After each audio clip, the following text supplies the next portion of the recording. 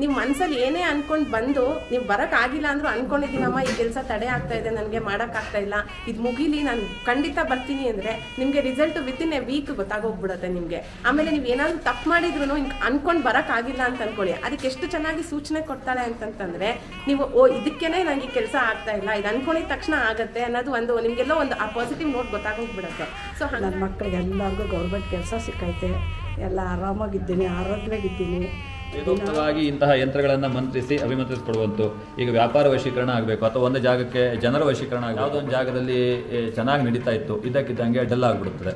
ಅಂತಹ ಜಾಗದಲ್ಲಿ ಯಾವ್ದಾದ್ರು ಕ್ಷುದ್ರ ಶಕ್ತಿಯ ಸಂಚಾರ ಆಗಿರ್ಬೋದು, ಅಥವಾ ಯಾರೋ ನಿಂಬೆ ಹಣ್ಣು ಏನಾದ್ರು ಹಾಕಿಟ್ಟು ಹೋಗಿರ್ತಾರೆ, ಅಂತಹ ಶಕ್ತಿಯ ನಿರ್ಮೂಲನೆಗಾಗಿ ಮಾಡುವಂಥದ್ದು.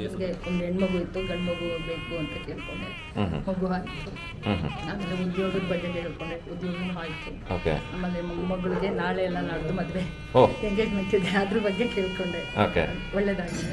ಸೊ ಪ್ರತಿಯೊಂದು ಕೇಳಿದ್ದನ್ನು ತಾಯಿ ಇಲ್ಲ ಅಂದಿಲ್ಲ ನಿಮಗೆ? ಅಮ್ಮ ಇದ್ದಾರೆ. ನನಗೆ ಒಂದು ಕಾಲದಲ್ಲಿ ಕೆಲಸ ಇರ್ಲಿಲ್ಲ, ಮನೇಲಿ ಒಬ್ಳೆ ಕೂತಿದ್ದೆ, ಕೆಲ್ಸಕ್ಕೆ ಹೋಗ್ತಾ ಇದ್ದೀನಿ, ಅಮ್ಮ ನೀನು ನಂಬಿಗೆ ಹೋಗ್ತಾ ಇದ್ದೀನಿ, ಈ ಕೆಲಸ ನಂಗೆ ಸಿಗ್ಬೇಕು ಅಂತ ಕೇಳಿದೆ, ಸಕ್ಸಸ್ ಆಯ್ತು, ಬನ್ನಿ ಅಂತ ಸೇರಿಸ್ಕೊಂಡ್ರು. ಎಲ್ಲ ವಿಷಯದಲ್ಲೂ ಅಮ್ಮನಿಂದ ತುಂಬಾ ಅನುಕೂಲ ಆಗಿದೆ. ಫುಲ್ ಪ್ಯಾಕೇಜ್ ನಿಮಗೆ. ಎಲ್ಲ ಸಂಪತ್ತು ಸಿಗಬೇಕು ಅಂದ್ರೆ ಸಂಪತ್ತಿಗೆ ಮೂಲ ದೇವತೆ ಲಕ್ಷ್ಮಿ. ಆ ಲಕ್ಷ್ಮಿ ಅನುಗ್ರಹ ಉಂಟಾಗಬೇಕು ಅಂದ್ರೆ ನಾವು ಲಕ್ಷ್ಮಿಯ ಪೂಜೆಯನ್ನು ಮಾಡಿದಾಗ ಸಿಗ್ತದೆ.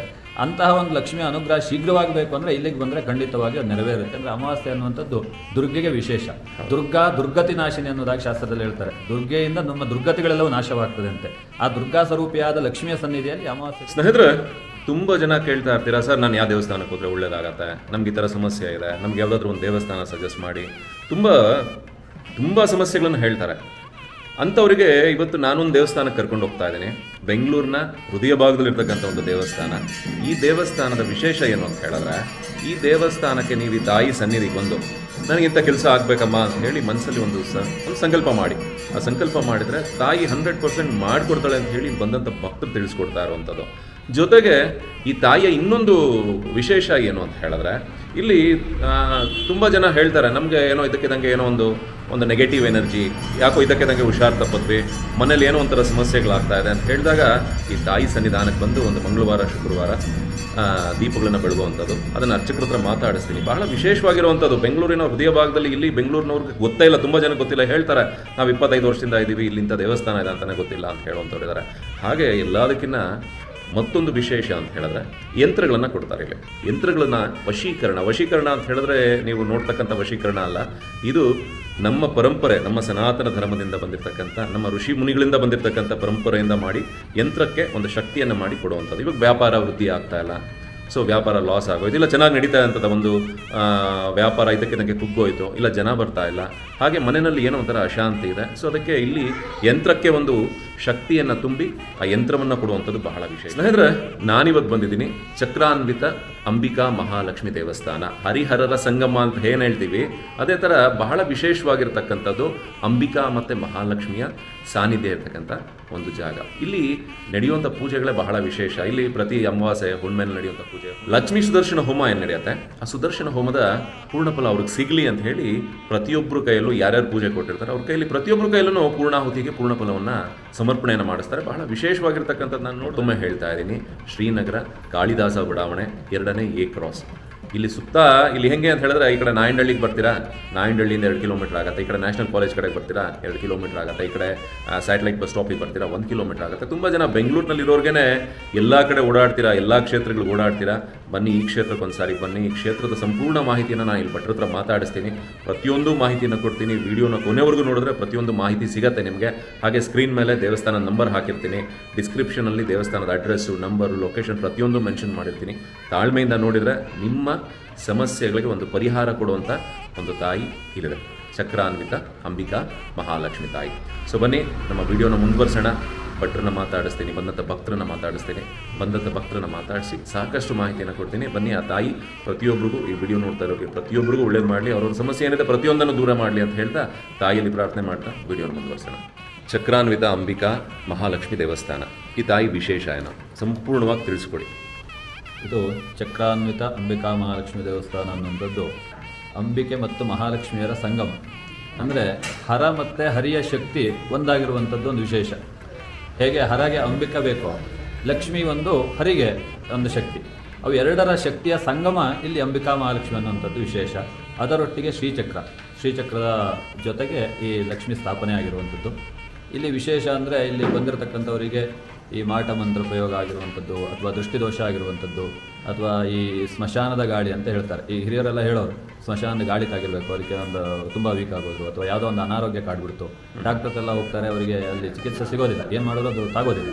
ಅಂಥವರಿಗೆಲ್ಲ ಇಲ್ಲಿ ಬಂದಾಗ ಇಲ್ಲಿ ಶುಕ್ರವಾರ ಬಂದು ನಿಂಬೆಹಣ್ಣು ದೀಪ ಹಚ್ಚುವಂಥದ್ದು, ಆಮೇಲೆ ಶುಕ್ರವಾರ ಕುಂಕುಮಾರ್ಚನೆ ಮಾಡಿಸುವಂಥದ್ದು, ಆಮೇಲೆ ಕುಂಬಳಕಾಯಿ ದೀಪ ಹಚ್ಚುವಂಥದ್ದು, ಇದೆಲ್ಲ ಮಾಡಿದಾಗ ಈ ಋಣಾತ್ಮಕ ಶಕ್ತಿಯ ಪ್ರಭಾವ ಏನಾದರೂ ಶರೀರದ ಮೇಲೆ ಆಗಿದ್ದರೆ ಅಥವಾ ಅವರು ಮಾಡುವಂಥ ಕೆಲಸದ ಮೇಲೆ ಆಗಿದ್ದರೆ ಅದು ಶೀಘ್ರವಾದ ಪರಿಹಾರವನ್ನು ಇಲ್ಲಿ ಕಾಣ್ಬೋದು. ಅದರೊಟ್ಟಿಗೆ ಮಾಡುವಂಥ ವ್ಯವಹಾರಗಳು, ಈಗ ಲಕ್ಷ್ಮಿಯ ಕೃಪೆ ಲಕ್ಷ್ಮಿಯ ಕೃಪೆ ಇದ್ದಾಗ ಮಾತ್ರ ನಮಗೆ ಅದರಲ್ಲಿ ಯಶಸ್ಸು ಅನ್ನುವಂಥದ್ದು.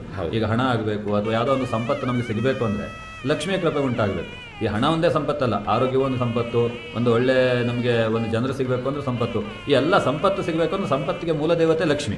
ಆ ಲಕ್ಷ್ಮಿಯ ಅನುಗ್ರಹ ಉಂಟಾಗಬೇಕು ಅಂದ್ರೆ ನಾವು ಲಕ್ಷ್ಮಿಯ ಪೂಜೆಯನ್ನು ಮಾಡಿದಾಗ ಸಿಗ್ತದೆ.